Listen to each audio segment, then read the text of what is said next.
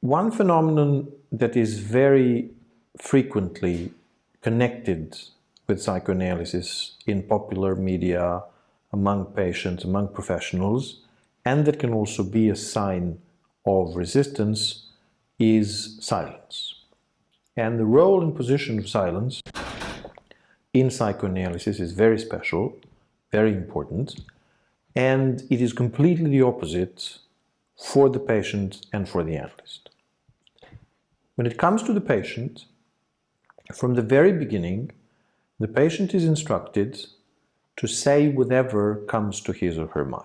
So to talk all the time, incessantly, and in a less structured way, as similar to dreaming or fantasizing or daydreaming as possible. And one author who wrote about silence in psychoanalysis rather early, in the late 1940s, Theodor Reich, wrote that a psychoanalytic treatment actually begins when the patient understands that not only is the analyst silent, but the analyst is going to remain silent. So the patient understands that psychoanalysis is about the unconscious of the patient speaking more and more, and the analyst will be there to support, intervene,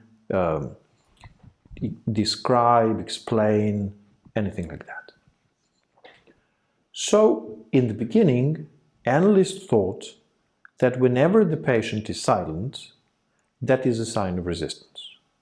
Silence equaled resistance. I will focus on that in a second, but I would just like to mention that this is not the option that we take too seriously today. We know that silence in psychoanalysis can have many natures, can mean many things, and sometimes can be a sign that something very positive is going on, but the patient needs time for it before it comes to the level that can be discussed with the use of words. That silence could be a resistance was probably first described by Sándor Ferenczi in the middle of the World War I. He wrote a brief paper, if I remember correctly, about 3 pages, titled "Silence is Gold." And he discussed possible reasons for the patient to be silent.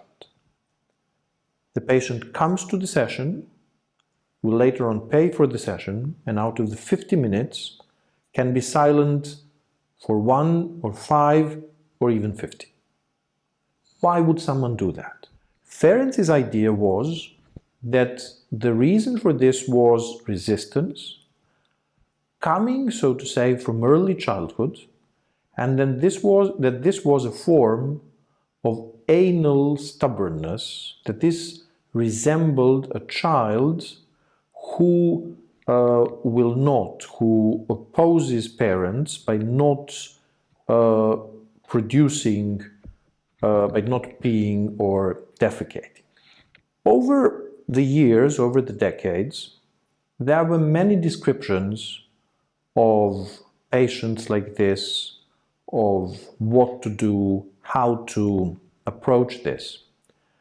And there are 2 papers that I found stunning, one by Elsa Ronningstam and one older than that, which describe patients who are silent most of their treatments or who are silent the whole session for like the first year of the treatment, or for months, or for a couple of years.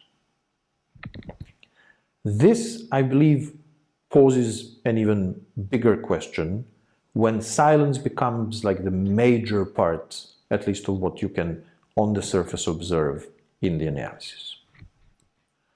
So if this is the case, silence can be a manifestation of resistance and say many things.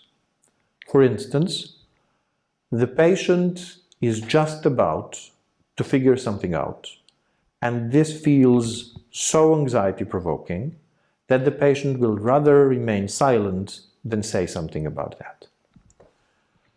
The patient might be worried about the reaction of the analyst. If the patient expresses intense emotions, judgment, attitude, and so on, what will the analyst's reaction be? Will the analyst start fighting if he or she feels offended? Will the analyst report about something, especially in training analysis, a candidate says about the institute or a supervisor or something? On the other hand, silence can be a sort of resistance if the patient starts identifying with the analyst, who is most of the time silent, and the patient wants to show, I can do what you're doing. This is not for the benefit of the patient. The patient will not improve, the problems will not disappear, the time might be wasted, but there is some passion at a certain moment to do this. Silence could be a sign of competition. Silence could be a sign of a deep character trait that someone does not like to talk about emotions, has not learned in childhood how to talk about emotions. There are many patients, and probably more and more patients, who don't have the language for the emotional life, for the inner life, and then they don't know how to speak about something. It is very important every time, all the time, again, to contextualize and understand what the nature of a certain silence could be. There are no courses, there are no seminars which teach us how to listen to silence. There are probably not enough courses at psychoanalytic institutes that teach us just how to listen to the musical side of the analytic dialogue. But over time, with experience, one has to develop, at least to a certain extent, the skill of recognizing different types of silence in psychoanalysis. And then, if it seems that something could be resistance, try to connect it to other possible signs of resistance and see what happens. If it's one session, a couple of minutes, one day, and then not before and then not after, and not followed by being late or this or that, then that does not have to be that different. To conclude, it is extremely important to focus on silence in psychoanalysis and understand that it always has some communicative value, and if it is a resistance, not to forget Freud's words that silence is the most powerful form of resistance.